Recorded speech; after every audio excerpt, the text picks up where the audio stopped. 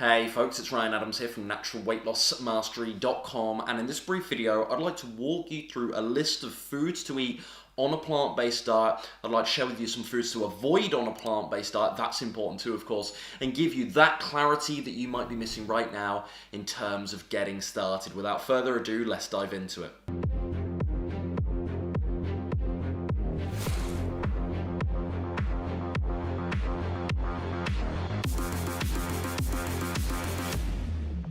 So I would say without a shadow of a doubt, the first point of note on this is it depends what your goals are. Okay, if you're coming at this from a weight loss frame of mind, hence why you're perhaps here on my channel, that is going to require a slightly different sort of criteria for what is an acceptable food versus somebody that wants to gain weight, for instance, or build muscle, or even somebody that doesn't have weight management goals whatsoever. Perhaps they're looking to just simply clean up their diet a little bit. Maybe you have lots of fitness or athletic pursuits.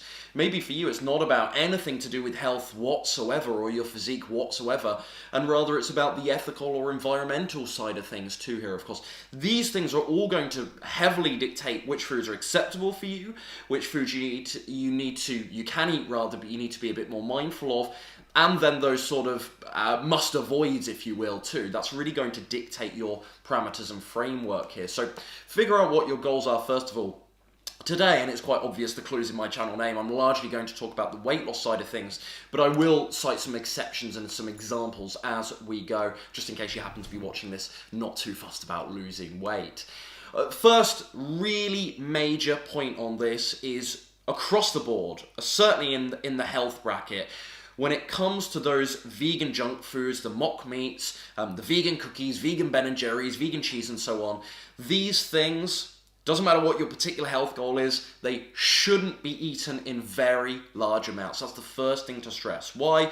Because they're heavily refined, there's lots of artificial stuff thrown in there, maybe lots of overt fats, lots of oil, some other nasties too, of course. We don't want too much of this stuff. The calorie density of these foods, because they're processed, tends to be very high as well. So these foods, it's not that they must be avoided altogether, but certainly we must be cautious of these. Now again, it depends on what your goals are, what your current progress is like too. Of course, if you're losing weight every week, you don't have to be quite so neurotic as somebody that's only got the last 10 pounds to lose and is plateauing quite often, let's say. So that's a good example. Even if you have a shared goal with somebody else, you might need a slightly different strategy. You might have slightly more or less leeway depending on that progress, let's say too. But generally speaking, yeah, these faux meats and vegan cheeses and whatnot, they're no good, folks. They're no good. Now, there's a case-by-case analysis to be done here. You can make your own homemade burger and you can make it super clean. You could even go into Tesco's right now, and I had these years and years ago. There's some kind of, I can't remember it exactly, sweet potato, maybe pumpkin or butternut squash burger. Turn over the packet on the ingredients list. Things are pretty clean. It's a lot of whole foods. There's a bit of oil in there from memory, but it's pretty clean. Compare that to something like an Impossible Burger. Well, those two things are worlds apart. So it's not just that you have to avoid vegan or plant-based burgers altogether. You need to be a bit objective, but certainly as a rule of thumb, not too many of these faux meats, not too many of these vegan substitutes or equivalents, quote unquote. That's a really good rule of thumb to get you started. Now again, if you're coming at this from an ethical or environmental frame, that might not matter to you quite so much. You might be glad to just be eating vegan. You might not be too worried about the health side of things. But I do encourage you to also think about your health. At the same time, we all know, I'm sure we all agree, that it is at least somewhat important in our lives. Now, from a weight loss perspective, the big caveat on many things when we discuss nutrition is fats.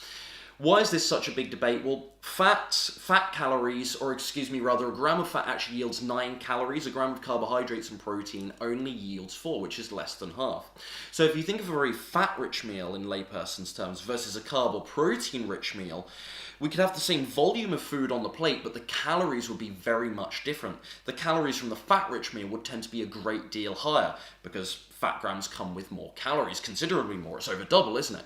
So that's important to note first of all. Then, of course, we've also got to consider how fats are then processed in the body as well. It's not just a question of the calories. Calories are important for weight loss, as we know, but it's also then how fats are processed in the body. Carbohydrates seem to be by far and away the most slimming macronutrient in terms of how they are then used in the body, seconded by protein. Fats most certainly not even comparable in that regard in terms of how efficient they are, how they're used for metabolic processes. It doesn't even compare. So carbohydrates tend to be the most slimming macronutrient in that regard. in every regard rather. So we must consider this too. If you're looking to lose weight, it's very wise, and this is why many plant-based doctors advise this. Perhaps you've read The Starch Solution by Dr. McDougall, perhaps you've seen my videos before and you're already familiar with this methodology, but it's very, very wise if you're looking to slim down to have a very carb-focused diet, which sounds very counterintuitive to some people.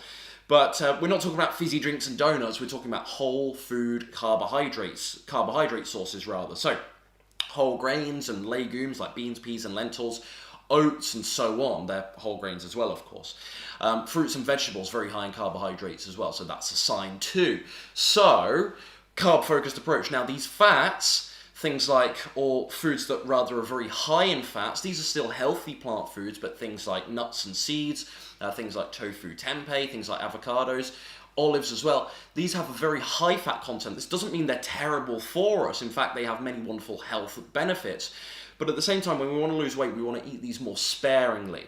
What I advise with fats is to treat them almost like a garnish or a supplement to those more starchy, carb-rich staples, if that makes sense, like our potatoes, like our beans, like our lentils, like our whole grains, like the brown rice, the quinoa, the oats, and so on. Make sense? So that's the way you want to treat them if you're looking to lose weight, would be my advice on this. Now, this doesn't mean that we don't go into the supermarket, we avoid these things altogether. It's just that we eat them sparingly. So nuts, seeds, avocados, and so on, wonderful health benefits there, but we don't want to go overboard. Now, on the flip side, if you're looking to gain weight, if you're underweight right now, if you've got muscle building ambitions, you probably want a little fat in your diet, you probably want a little more protein in your diet and a little less carbohydrates. I still advise that you should have a carb-rich diet. It's going to be hard not to have a carb-rich diet on a plant-based way of eating. I still advise you should have a carb-rich diet, but also more of a concerted effort, let's say, to get in your protein, to get in your fat. Protein sources, we're thinking about things like beans. I mentioned tofu or tempeh already, don't I? Beans is the obvious one. Now listen, everybody seems to be over-egging protein, pardon the pun. They do seem to be over-egging protein. It's absolute madness out there. You go into the supermarket now, you know, you go down even the cereal section and there's boxes that say high in protein for cereal, as if you want your cereal to be particularly high in protein. We've gone bonkers with this stuff. We've gone absolutely mad with it. Shakes everywhere, aren't there? And you know, if you know my background, I was such a gym bro back in the day. I was having, 3 chicken breasts a day, doing the shakes every day, tuna, eggs, you name it, cow's milk, dairy, whatever. I was really shooting for a high protein diet and it absolutely did not serve me well in hindsight. Yeah, people have gone protein mad. If you want to gain weight, if you're looking to build muscle, if you're worried about being underweight right now, or even looking to maintain weight, have a bit more protein, have a bit more fat in your diet. It's not hard to combine a plant-based diet. You don't need to go out of your way necessarily for protein supplements or anything like that. I often get asked actually on that note about protein powders. For some people, they might well be necessary, but certainly not for everyone. It's really a minority. Maybe those who are particularly athletic, maybe those that are breastfeeding might want to consider that. But again, note I say they might want to consider. It's not a necessity, it's not a must in my mind by any means. So think about your protein intake, but remember, on a plant-based diet, you can pick up protein everywhere. It's in the whole grains, it's in the vegetables, would you believe? Broccoli, spinach, it has protein, folks. And it might surprise you how much it has. Mushrooms, surprisingly high in protein. So if you have a fairly diverse, doesn't have to be perfectly so, but a fairly diverse and balanced plant-based diet, if you eat enough calories, you're going to pick up enough protein anyway. So it's not too much of a concern. But yes, if you're looking to gain weight, certainly a bit more of a concerted effort on those things like beans and tofu and tempeh and whatnot. Nuts and seeds have a bit of protein too, of course, and you can get your fats in there as well with that. But if you're looking to slim down, carbs ought to be your best friend. Of course, I stress the right type of carbohydrate, not fizzy drinks and all those refined sugars and whatnot. Now, other point of note. You're probably thinking, okay, Ryan, I've got a bit of info there. Thank you so much. You're so kind. You're so charming, Ryan. You're so helpful. I've got a bit of info on what to avoid now. What should I then be eating?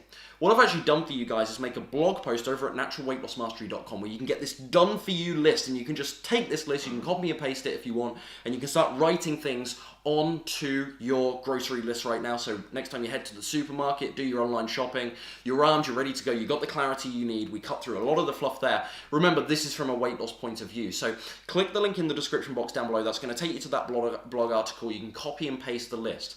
But again, things like whole grains, so whole wheat couscous, quinoa, you can have a little whole wheat pasta as well.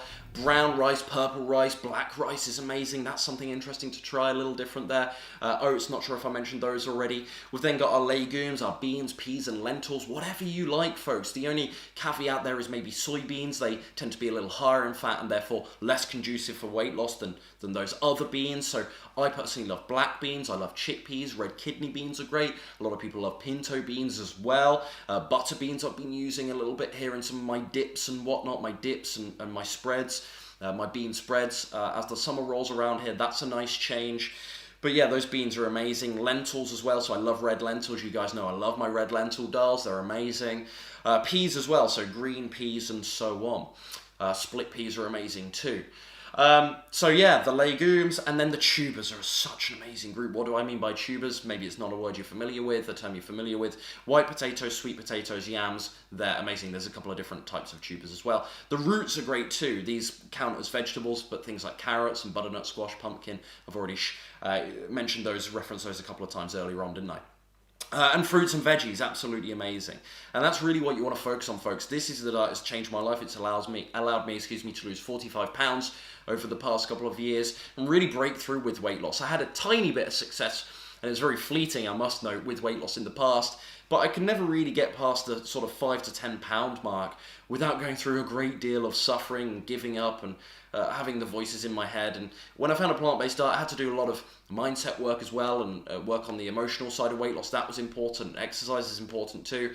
But certainly when I found this plant-based approach, I got this formula. I stumbled across the formula to feel full, to feel satisfied, to eat healthy foods as well, because whilst I could lose weight a touch in the past, it wasn't necessarily healthily. And so, you know, it's a win-win on every front. I feel great and I can slim down at the same time. It made it a lot more easy for me. There's a lot of other work to do. As I say, in terms of the mental and emotional barriers there certainly was for me. Boredom eating was a big barrier for me, as many of you know, if you know my story. But for me, that was the breakthrough, the plant-based diet. So it's changed the game for me. Hopefully now, after this video, you've got a clear idea on what to eat, what to avoid based on your goals. Check out that list over at naturalweightlossmastery.com. That's a copy and paste for you. Thanks for your time today, folks. If you're just running into me for the first time here, make sure you hit the subscribe button, slap a like on this video if you found it valuable. See you in the next one. Take care now.